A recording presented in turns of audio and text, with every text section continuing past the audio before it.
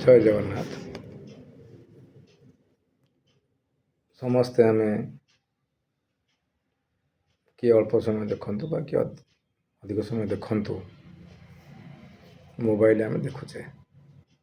ଯେତେବେଳେ ଆମେ ମୋବାଇଲ ଦେଖୁଛେ ସେଥିରେ ବହୁତ ଘଟଣାବଳୀ ଆମ ମନକୁ ଆସୁଛି।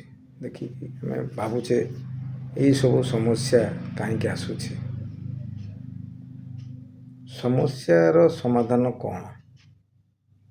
ଆମେ ବି ସାଧାରଣ ମଣିଷ, ଆମ ମନରେ ଉଙ୍କି ମାରୁଛି ସମାଜରେ କୌଣସି ସମସ୍ୟା ନ ହେଉ, ଅସୁବିଧା ନ ହେଉ, ଲୋକମାନେ ଭଲରେ ରୁହନ୍ତୁ।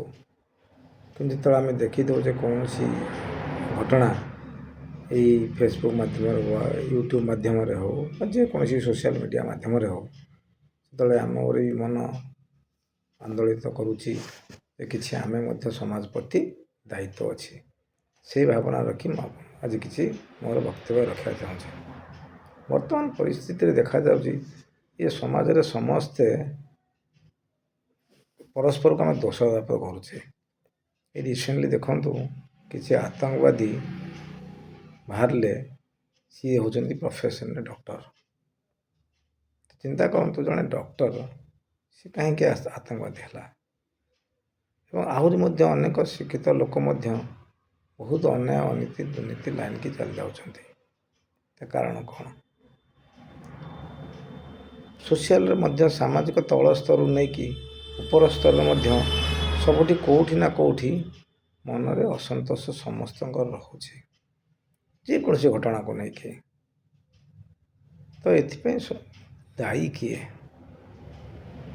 ତ ଏଥିପାଇଁ ଦାୟୀ ହେଉଛନ୍ତି ସରକାର। ଆପଣ ଆଶ୍ଚର୍ଯ୍ୟ ହେଇଯିବେ ଯେ ଏଠି ସରକାର କ'ଣ କଲା? କିଏ ଆତଙ୍କବାଦୀ ହେଲା, କିଏ ଚୋର ହେଲା, କିଏ କ'ଣ ହେଲା, କିଏ ଡକ୍ଟର ହେଲା, ତ ଏଠି ସରକାର କ'ଣ କଲେ?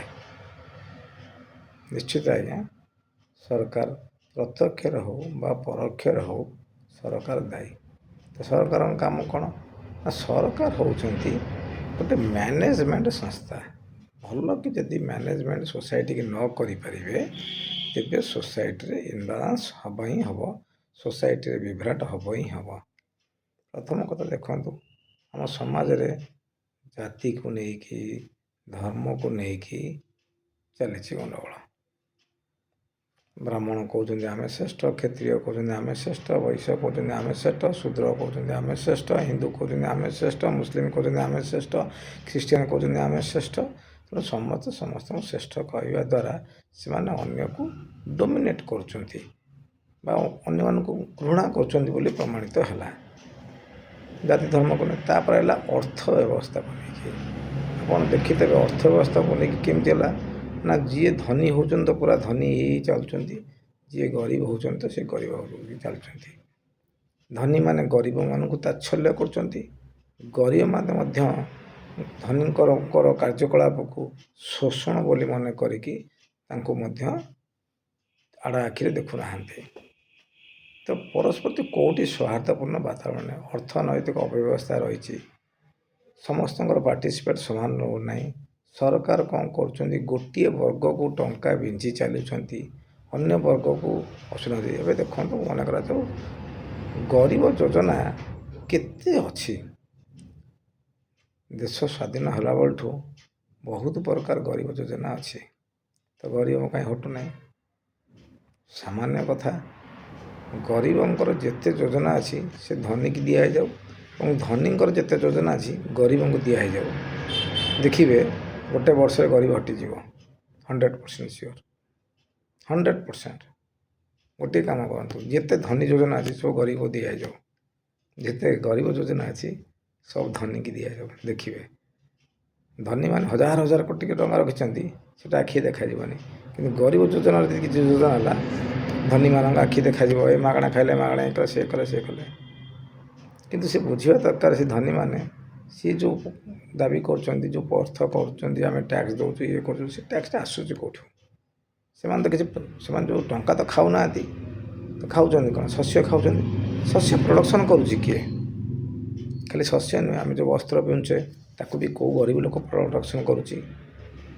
ଯେଉଁ ଜୋତା ପିନ୍ଧୁଛେ ତାକୁ ବି କେଉଁ ଗରିବ ଲୋକ ପ୍ରଡ଼କ୍ସନ୍ କରୁଛି। ତେଣୁ ମୂଳାମୂଳି କହିବାକୁ ଗଲେ ଯାହା କିଛି ଉପଭୋଗ କରୁଛନ୍ତି ଧନୀ ଲୋକମାନେ ତାକୁ ଗରିବ ଲୋକ ହିଁ ତିଆରି କରୁଛନ୍ତି। କିନ୍ତୁ ତା ବଦଳରେ ଗରିବ ଲୋକ ପାଉଛନ୍ତି କ'ଣ? ତାଚ୍ଛଲ୍ୟ କଥା ପାଉଛନ୍ତି। ଆମେ ତ ବେଳେବେଳେ ଭାବୁଛୁ ନ୍ୟାସନାଲ୍ ଫୁଡ଼୍ ସିକ୍ୟୁରିଟି ଆକ୍ଟ ପୁରା ପ୍ରାଇମ୍ ମିନିଷ୍ଟର ନେଇ ପିଅନଠୁ ନେଇକି ସମସ୍ତେ ଅନ୍ତର୍ଭୁକ୍ତ ହୋଇଯାଆନ୍ତୁ, ବଢ଼ିଆ ହେବ ଦେଖିବା। ଲକ୍ଷ ଲକ୍ଷ ଟଙ୍କା ତୁମେ ଦରମା ନେବ କାହିଁକି? ଟଙ୍କାକୁ ୱାନ୍ ବିଞ୍ଚି ଚାଲିଛନ୍ତି। ଆମେ ତ ବେଳେବେଳେ ଭାବୁଛୁ ଯେ ୱାନ୍ କପୁଲ୍ ୱାନ୍ ସର୍ଭିସ୍ କାହିଁ ଲାଗୁ ହେଉନି? ଗୋଟାଏ ଘରେ ଦୁଇ ଜଣ ଚାକିରିଆ ସ୍ୱାମୀ ସ୍ତ୍ରୀ ରହିବାର ଆବଶ୍ୟକତା କ'ଣ ଅଛି? ୱାନ୍ କପୁଲ୍ ୱାନ୍ ସର୍ଭିସ୍ ନୁହଁ। ସେଥିପାଇଁ ଦେଖିବେ ମଧ୍ୟ ସାମାଜିକ ଇନବାଲାନ୍ସ ହେଉଛି। ଯେଉଁ ଝିଅଟି ଚାକିରି କଲା ସିଏ ଆଜ୍ଞା କହିବ ଚାକିରିଆ ପର ହିଁ ବାହା ହେବି। ଚାକିରିଆ ପୁଅଟା ପଛେ ହାଉସ୍ ୱାଇଫ୍ ବାହା ହେଇକି ବିନା ଚାକିରିଆ ଝିଅକୁ ବାହା ହେଇକି ସିଏ ରହିଯିବ, କିନ୍ତୁ ଚାକିରିଆ ଝିଅଟା ଯେତେବେଳେ ଚାକିରି ପାଇଯାଉଛି ସେ କହୁଛି ମୁଁ ଆଉ ବେକାରୀ ପିଲାଟାକୁ ବାହା ହେବିନି କି ବ୍ୟବସାୟୀକି ବାହା ହେବିନି, ସେ ଚାକିରିଆକୁ ବାହା ହେବି। ସରକାରୀ ନୀତି ଆଣନ୍ତୁ, one couple one government service. ସେ ଯାହା ହଉ ଦେଖିବେ ପୋଲିସ ଚାକିରି ଯଦି ସ୍ୱାମୀ ସ୍ତ୍ରୀ ପୋଲିସ ଚାକିରି ଥିବେ, ସ୍ୱାମୀ ସ୍ତ୍ରୀ ଡକ୍ଟର ଥିବେ, ସ୍ୱାମୀ ସ୍ତ୍ରୀ ଟିଚର ଥିବେ, ସ୍ୱାମୀ ସ୍ତ୍ରୀ ଯେକୌଣସି ଫିଲ୍ଡରେ ଥିବେ। ମୋଟାମୋଟି କହିଗଲେ ସବୁବେଳେ ଏଠି ସରକାରଙ୍କର ସବୁ ମ୍ୟାନେଜମେଣ୍ଟ ଭୁଲ ହେଲେ ସମାଜର ଅସ୍ଥିରତା ଆସେ। ଏଇ ଯେଉଁ ଟେରୋରିଷ୍ଟ ହେଉଛି ସିଏ ମଧ୍ୟ ସେଥିପାଇଁ ସରକାର ଦାୟୀ, ନକ୍ସଲବାଦୀ ସୃଷ୍ଟି ହେଉଛି ସେଥିପାଇଁ ସରକାର ଦାୟୀ, ଯାହା ବି କିଛି ସମାଜର ଅପଭ୍ରଂଶ ଘଟୁଛି ସେଥିପାଇଁ ରାଜା ହିଁ ଦାୟୀ।